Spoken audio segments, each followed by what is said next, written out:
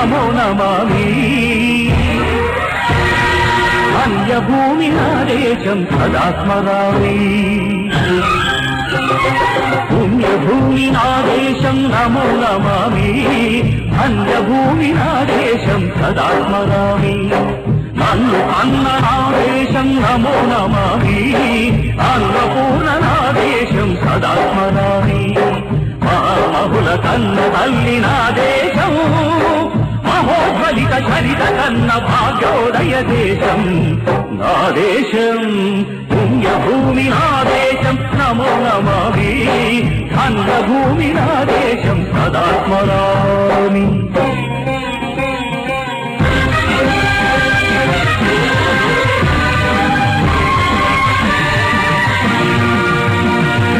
అదిగో ఛత్రపతి భజమెత్తిన ప్రజాపతి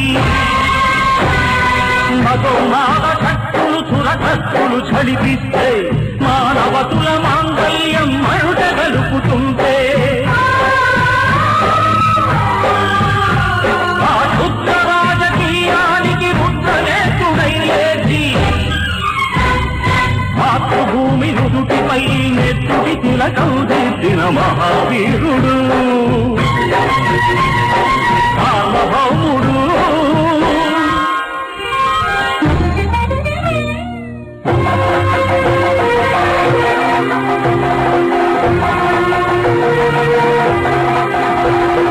అడుగో హరిభయంకరుడు కట్ట బ్రహ్మణ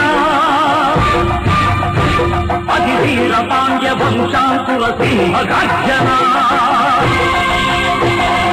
అడుగో హరిభయంకరుడు కట్ట బ్రహ్మణ అది వీర పాండ్య వంశాంకుల సింహ గర్జన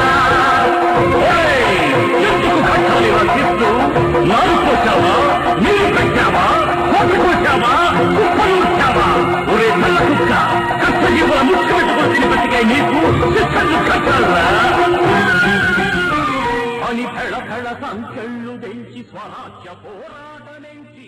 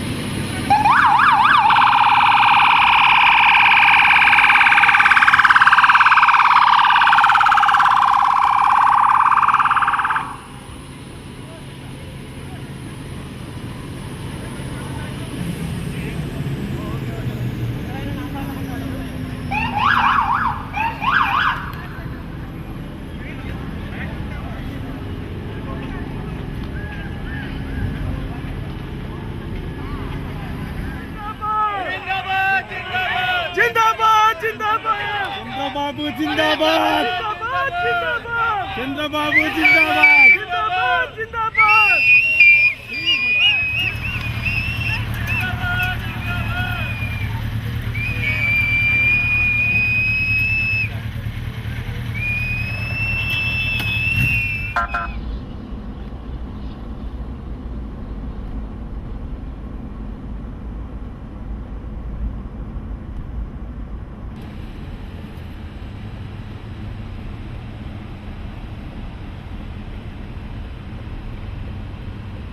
Come on, only one side.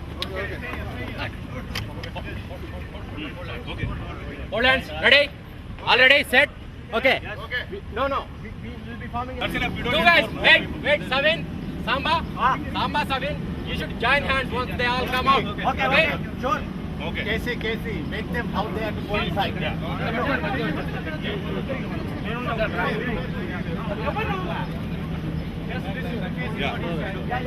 Copy.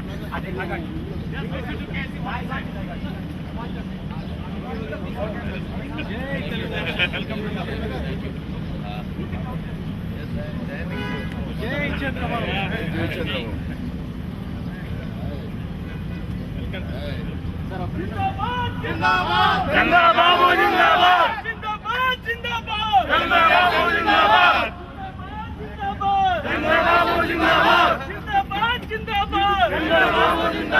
Zindabad Chandrababu Zindabad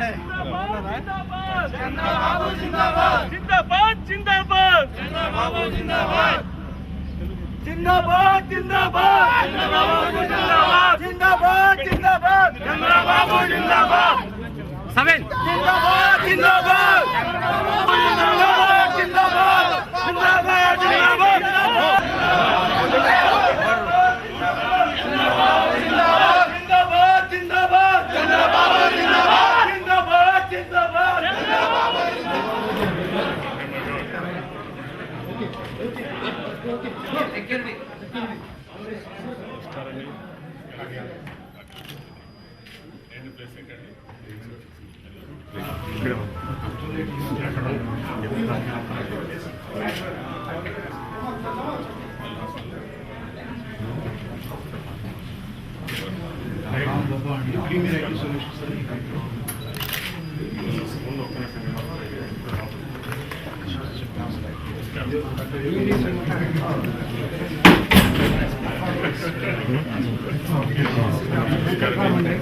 He's the authority in hypertension all over the world.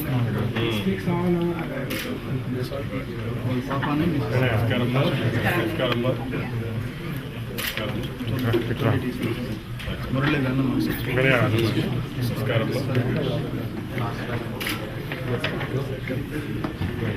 Jaipal Reddy I made a series for you. Telephone letter. Broadcast.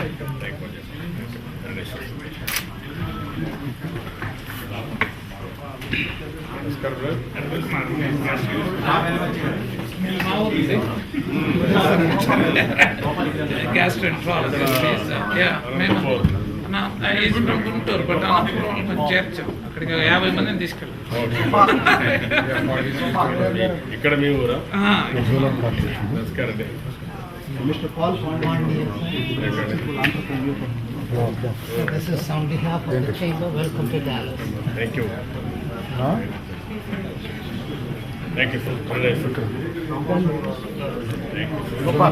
Gopal.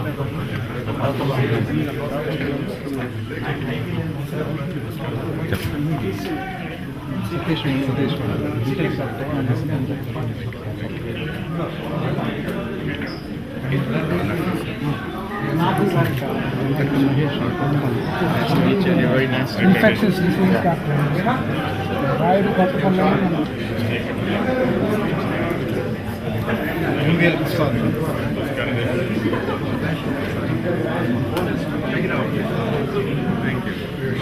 ప్రెసిడెంట్గా ఉన్నాం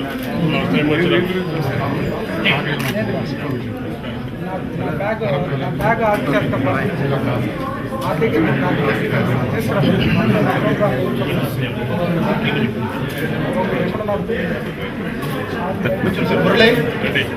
Murali. Good morning, sir. Last night we went yeah, I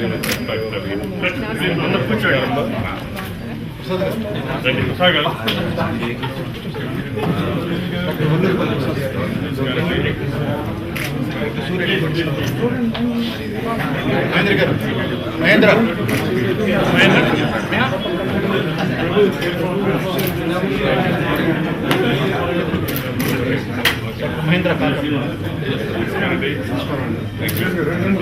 Short Jal Murali, please.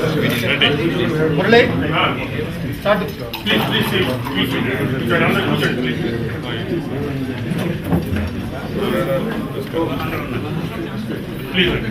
Please, everybody be seated, please. Everybody, please be seated.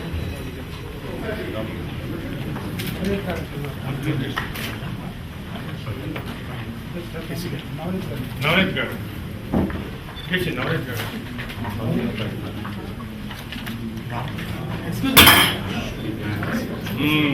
చెప్పండి.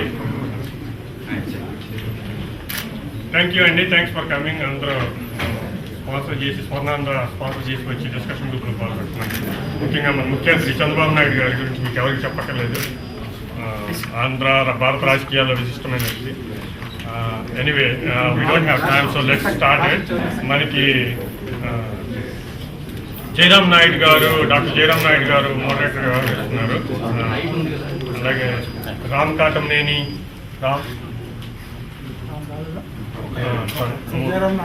So బేసిక్గా వాళ్ళ theme ఏంటంటే what we are trying to discuss is how from a medical and IT perspective మన స్వర్ణాంధ్రకి what we are going to do from our side, from NRI side, how should we have going forward in the future to have a better Swarnandhra.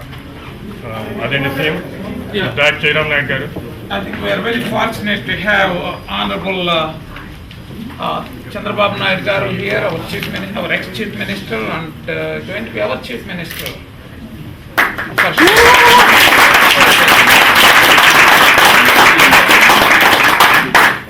He's been called as the CEO of Andhra Pradesh.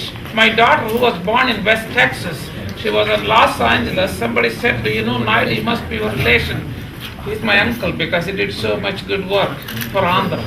You know, he put the whole state on the map. You know, bringing the IT to Andhra Pradesh has created lakhs and lakhs of jobs. He also has done so much for healthcare. Being a doctor who immigrated about 40 years ago to Texas, and I have known him for years, you know, and I think we as NRIs have to take some responsibility for our place, for our Andhra. Because there is a trust which has been developed, the NTR trust, you know, this is for good cause, and also certain things I wanted to bring it to the Chief Minister, that National Rural Health Mission, which has projected from the central government, which is distributing the funds to each state, to rural health. That's where our problem is, the rural health. We have corporate hospitals, we have about 564 slice CT, C1. Dallas don't have it, it's just in Hyderabad. But still, when you go, about 80% of the population don't have the rural health. What can we do as an NRIs to get that? What can we do with the vaccinations, neonatal care, maternity care, how to give the vouchers for the poor people, how can bring the people to the system? I just wanted, Dr. Venkatram, would you have something to suggest? Because you have been here looking at academic medicine, what we can do. Would you please? I won't take too much time since Dr. Naidu has a master home. And our good friend Mr. Chaudhary is here. I was pleasantly surprised to see him there. We work together in Medicity. ఏం లేదు నాయుడు గారు చెప్పినట్టు I think there are a lot of possibilities now. This new era of a very close interaction, and we can make something really positive for Andhra Pradesh. And as Dr. Naidu has suggested, I think away from 64 slice CT and all, medically, I think each district hospital should at least have a regular CT. Then we can go to the high slide. And it's possible. I think we can do it together, and hopefully with Honorable Chief Minister's help, we should be able to transfer some of the basic needs at the district level. I'm sure that we can. Anybody? When we look at the cost effectiveness of care, taking care of a coronary bypass surgery or a valvular surgery in a tertiary care center is very expensive. The same thing like rheumatic heart disease can be prevented by taking care of sore throats effectively during the stroke culture. So the preventive and primary health care helps quite a bit.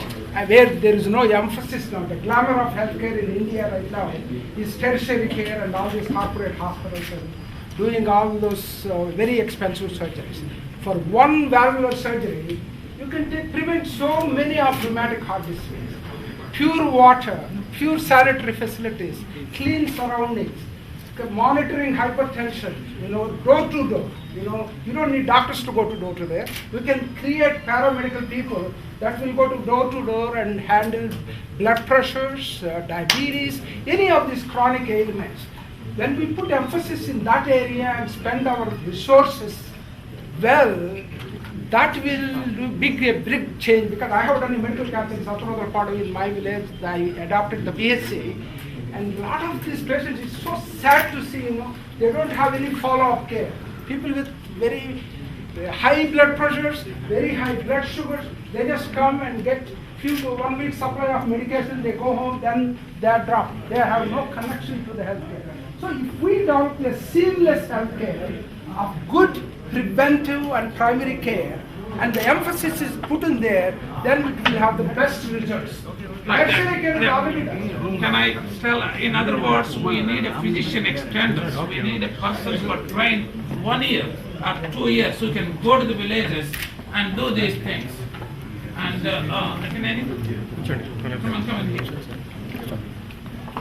What do you think? You have been here for years go by. Yeah, the basic thing is, that's what we are trying at NRI, get as many villages that are involved in it. It's a network. Most of the times they don't have a good transportation, good this thing. The best thing is to have a kind of mobile system for each village, one center, adapted to the one center like medical college. And those mobile vans go to the villages, at least in a mandal center or something, take care of the patients because they may not come back. And what do you think of giving the vouchers to the villagers, to go to the, for example, if you're in Chintalpudi, you can take a voucher, bus ticket, which is cheaper. Go to the district and get their diabetes clinic or what. Most of the people don't go because they can't afford it. I know there is a place there, but for them, providing here like Medicaid, patients are provided with vouchers to go to the doctor's office. It's not going to be expensive in RTC buses. It's owned by the government, giving the vouchers. And also training the doctors who are 1 year, 2 years. We used to have RMP, LMP and all that. They used to do a lot of care. And most of the diseases are waterborne, 70%. Have clean water. That's going to be a part of it. Therefore, corporate hospitals is not the answer. There is a lot more things we have to do. 80% of the population lives in villages. That's where whatever the trust you do, whatever we do for my village, that's what we need to do, to go to the village and start there. And that the whole system has to be started there. What do you think, Vibhu? Okay, namaste. Most of us here, we have a lot of emotions, a lot of ambitions, but most of the doctors are not good entrepreneurs, and we don't have the tools to utilize, convert our ambition or our resources to be used for the state, and you are probably the best person to come up with suggestions. I see a lot of us are giving you suggestions, but I don't know how much of them are really practical. You know the system more than we do. And 5 years ago, we went there and we tried to build a school. It took me just 2 phone calls to do it. And we just got to check, and it was a reality. In 6 months, the school was there. Okay. Do you want to add anything on that? We tried to do the same thing like last year, and so far, we haven't been successful. So I think you should really come up with ways and means to do it. Yes, sir. With what answer? అందరూ Telugu follow అవుతారా okay good. అందరికీ నమస్కారాలండి. నేను ఇంత మునుపు 98 ఒకసారి వచ్చాను. నేను ఆ రోజు వచ్చినప్పుడు ఇండియన్స్ కూడా బాగా పనిచేయగలుగుతారు, ఇండియా కూడా అభివృద్ధి అవుతా ఉంది అని చెప్పడానికి నేను చాలా ప్రయత్నం చేశాను. అప్పుడు కూడా నేను ఒక 10 days ఉండి ఇన్ఫర్మేషన్ టెక్నాలజీ కంపెనీస్ హెడ్స్ అందరినీ స్టార్టింగ్ సియాటిల్కి వెళ్ళి బిల్ గేట్స్ కానీ అదే మరిగా మిగిలిన అన్ని కంపెనీస్ కలవడం, ఇండియాకి స్ట్రెంగ్త్ ఉంది, మీరు కూడా రండి, మా వాళ్ళు బాగా పనిచేస్తారని చెప్పడానికి నేను ఎక్కువ సమయం పెట్టింది. అదే మరి ఇటువంటి పొలిటీషియన్స్ కూడా కలిసి ఇండియా కూడా అభివృద్ధి అవుతుంది, మా వాళ్ళు బాగా పనిచేస్తారని చెప్పడానికి చాలా ప్రయత్నం చేశాను. అప్పుడు అందరూ కూడా నన్ను చూసి ఒక పెసిమిస్టిక్గా ఏదో చెప్తున్నాడు, ఇది జరుగుతుందా, ఇండియా ఎప్పుడు అభివృద్ధి కాదు, ఊరికే మాట్లాడుతున్నారు అనే పరిస్థితి వచ్చింది. కొన్ని దిక్కుల్లో అయితే చాలామంది మన వాళ్ళకు డౌట్ వచ్చి డ్రెయిన్ అవుతా ఉంది, చదువుకున్నందరూ అమెరికాకు వచ్చేస్తున్నారు, ఇంక ఇండియా ఎట్లా డెవలప్ అవుతున్నారు కూడా చాలామంది ఉన్నారు. కొంతమంది ఇంకా ఒక స్టెప్ ముందుకెళ్ళి డాక్టర్ మీద మీరు ₹1,00,000 ఖర్చు పెడుతున్నారు, వాళ్ళందరూ అమెరికాకు వచ్చేసారు, ఎందుకు వాళ్ళ పేరు ట్యాక్స్ ఏమవుతుందో అడిగిన చాలామంది ఉన్నారు. That was the scenario at that time. అయితే ఈసారి మీరు చూస్తే నేను వచ్చింది ఈ 9 సంవత్సరాల్లో చాలా మార్పులు వచ్చినాయి. ఇండియా కూడా అభివృద్ధి అవుతూ ఉంది. అభివృద్ధి కాకుండా సంపద సృష్టించబడుతున్నాం, ప్రాస్పరిటీ వచ్చింది.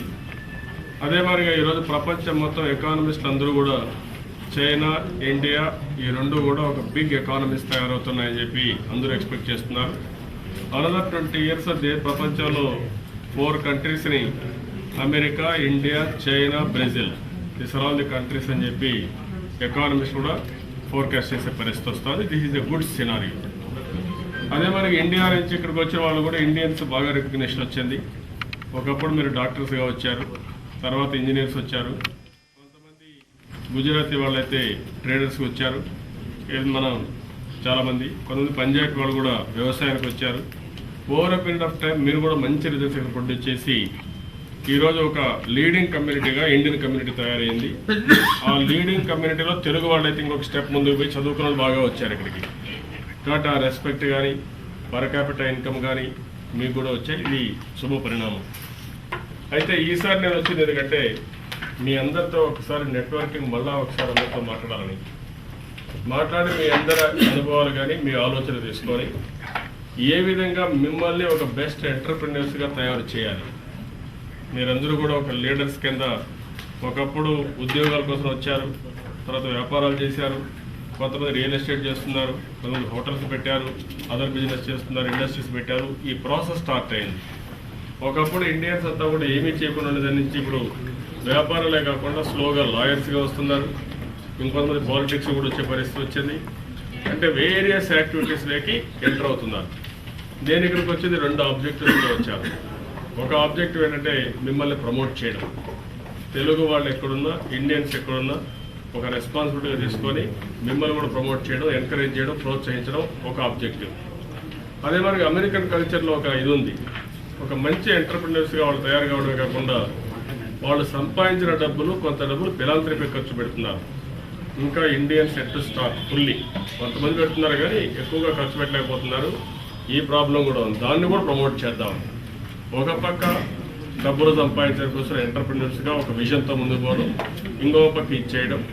మూడోది నేను ఎన్ఆర్ఐ టీడీపీ ఒకటి స్టార్ట్ చేసి మీ అనుభవాలు, మీ knowledge on various subjects, health కావచ్చు, ఎడ్యుకేషన్ కావచ్చు, అగ్రికల్చర్ కావచ్చు, లేకపోతే ఏదైనా సరే మీరు ఒక ఊర్లో పుట్టారు, ఆ ఊరి యొక్క అనుభవాలు మీకు ఉన్నాయి, ఇంకా గుర్తులుంటాయి. మీరు ఇక్కడికి వచ్చినాక బెస్ట్ ప్రాక్టీసెస్ మీరు చూస్తున్నారు, నాలెడ్జ్ని చూస్తున్నారు, టెక్నాలజీ చూస్తున్నారు. ఎట్లా డెవలప్ చేస్తే ఇండియాలో మనకు గ్రోత్ వస్తూ ఉంది కానీ ఇంకా పేదరికం ఉంది, ప్రిడామినెంట్ సమస్య ఇది. రెండో పక్క రైతుల ఆత్మహత్యలు ఉన్నాయి, మూడో పక్క ఆర్టిజాన్స్ సఫర్ అవుతున్నారు. అదే మరి రూరల్ ఎకానమీ అనుకున్న పందాలో డెవలప్ కావడం లేదు. నా ఉద్దేశం ఏంటంటే మీ అనుభవాలు తీసుకొని ఎన్ఆర్ఐ టీడీపీ ద్వారా 4-5 ఆబ్జెక్టివ్స్ పెట్టుకున్నాను నేను. ఫస్ట్ ఆబ్జెక్టివ్ మిమ్మల్ని మంచి ఎంటర్ప్రెన్యూర్స్గా తయారు చేయడం. రెండో ఆబ్జెక్టివ్ ఎవరైనా రావాలంటే మీరు చేస్తున్నారు కానీ గుజరాత్ ఏం చేస్తున్నారంటే ఎవరైనా రావాలంటే ఇండియా నుంచి వాళ్ళు వచ్చే తర్వాత 1 వారం 10 రోజులు వాళ్ళని ఆతిథ్యం ఇవ్వడం, గెస్ట్గా చూసుకోవడం, ఆపర్చునిటీ స్కౌట్అవుట్ చేసి ఇన్ఫార్మ్ చేయడం, వాళ్ళని కూడా తీసుకొచ్చే పరిస్థితి తీసుకొచ్చారు. మీరు కూడా ఆ యాక్టివిటీలో ముందుకు పోవడం, ఒక అసోసియేషన్ ద్వారా లేకపోతే ఎన్ఆర్ఐ తెలుగుదేశం ద్వారా ఈ కార్యక్రమం చేస్తే ఎక్కువ మంది ఇక్కడికి వస్తారు. మూడోది మన కల్చర్ని, మన ట్రెడిషన్స్ని, మన సాంప్రదాయాల్ని, స్పిరిచువాలిటీని ప్రొటెక్ట్ చేసుకోవడం, ఇది కూడా మనం డిస్కస్ చేసుకోవడం. అదే మరిగా 4వది మీరు ఇండియాలో కూడా ఆపర్చునిటీస్ ఉన్నాయి కాబట్టి, వరల్డ్ వైడ్ కూడా ఆపర్చునిటీస్ ఉన్నాయి కాబట్టి మనం ఎక్స్చేంజ్ చేసుకొని కొంతమంది అయినా సరే 100 మంది అంటే 2-3% టేకర్స్ వస్తే బెస్ట్ ఇన్వెస్ట్మెంట్ పెట్టి మీరు ముందుకు పోవడం. ఈ విధంగా ఒక 6-7 ఆబ్జెక్టివ్స్ పెట్టుకొని ఇక్కడికి వచ్చాను. ఎన్టీఆర్ మెమోరియల్ ట్రస్ట్ కూడా మేము స్టార్ట్ చేసాం, ఎందుకంటే మీకు ఆ బ్రోచర్ కూడా ఇచ్చాం, మీరు చెప్పినట్టన్నీ ఇందులో మెన్షన్ చేశాం. ఒకటి హెల్త్, 2 ఎడ్యుకేషన్, 3 పావర్టీ ఎరాడికేషన్ మీద కాన్సన్ట్రేట్ చేస్తున్నాం. నేను అందరినీ కోరేది ఏంటంటే, మీరు అమెరికాలో డబ్బులు సంపాదిస్తారు కాబట్టి ఒక 30% ఇక్కడ ఖర్చు పెట్టండి, 70% మాతృభూమి, జన్మభూమి, మీకు ఒక రెస్పాన్సిబిలిటీ ఉంది, మీకు చదువు ఇచ్చిన ప్లేసు కాబట్టి మీరు అక్కడ ఖర్చు పెట్టమనేది నా ఆలోచన. Can I take